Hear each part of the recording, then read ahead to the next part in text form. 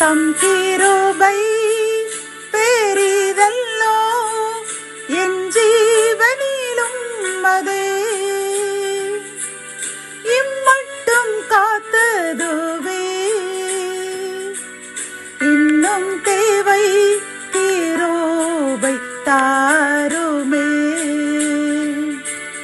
இன்னும் தேவை கிருபை தாருமே. ஆண்டவரும் உலக இரட்சகருமாகிய இயேசு கிறிஸ்துவின் ஈடு இணையற்ற நாமத்தில் சேனைகளின் கர்த்தர் ஊழியத்தின் மூலம் 18/11/2025 இந்த நாள் உங்களுக்கும் உங்கள் சந்ததிகளுக்கும் ஆசீர்வாதத்தின் நாளாக அமையப் போகிறது என்று மனதார வாழ்த்துகின்றேன். இன்று நாம் அறியவிருக்கும் கிருபையின் வார்த்தைகள் 1 சாமுவேல் 3:9 கர்த்தாவே சொல்லும் அடியேன் கேட்கிறேன். கத்தோலிக்க வேதாகமம் இவ்வாறு கூறுகின்றது, ஆண்டவரை பேசும் அடியேன் கேட்கிறேன் என்கின்றது. இந்த செய்தியை கேட்டுக்கொண்டிருக்கின்ற என் அன்பு சகோதரனை சகோதரியே, இந்த வார்த்தை ஏலி சாமுவேலுக்கு சொல்லிக் கொடுத்த வார்த்தை. எப்படி எனில் நாம் அனைவருக்கும் தெரிந்ததுதான். பிதாவாகி கர்த்தர் சாமுவேலுடன் பேசுவதற்காக அவரை கூப்பிடும் பொழுது சாமுவேலுக்கு கர்த்தர் தான் பேசுகிறார் என்று தெரியாது. ஆகவே ஏலி கூறுவார், நீ உன் பெயரை சொல்லி அழைக்கும் பொழுது இனிமேல் ஆண்டவரை பேசும் அடியேன் கேட்கிறேன் என்று கூறு என்று கூறுவார். அதன் பிரகாரம் அவர் சாமுவேல் கூறும் பொழுது கர்த்தர் அவருடன் பேசினார். பிரியமானவர்களை, இன்றும் இதை போலதான் கர்த்தர் நம்மிடம் கேட்கின்றார்.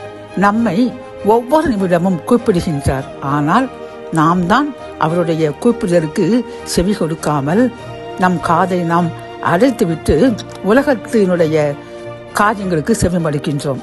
கர்த்தர் இன்று நம்மையும் பார்த்து கூப்பிடுகின்றார். பிரியமானவர்களே, நாமும் கர்த்தாவே சொல்லும், ஆண்டவரே பேசும், அடியேன் கேட்கிறேன் என்று அவர் பாதத்தில் அமர்ந்திருந்து அவர் பேசுவதற்கு நாம் செவி கொடுக்க வேண்டும். நாம் என்ன செய்வோம்?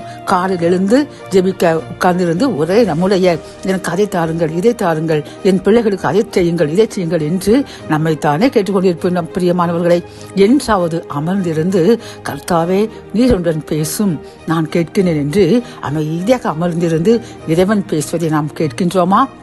கேட்கவில்லை. அப்படித்தானே?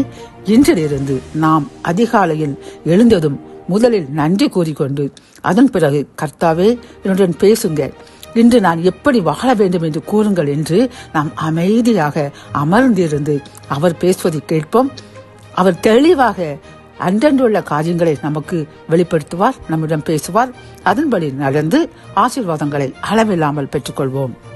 ஜெபம். என் அன்பு தகப்பனை, இந்த கிருபையின் வார்த்தைகள் மூலமாக அப்பா, நீர் எங்களுடன் பேசுவதை நாங்கள் கேட்காமல் இருந்து விட்டோம் என்று உணர்ந்து விட்டோம். அப்பா, அதற்காக மன்னிப்பு கேட்கின்றோம்.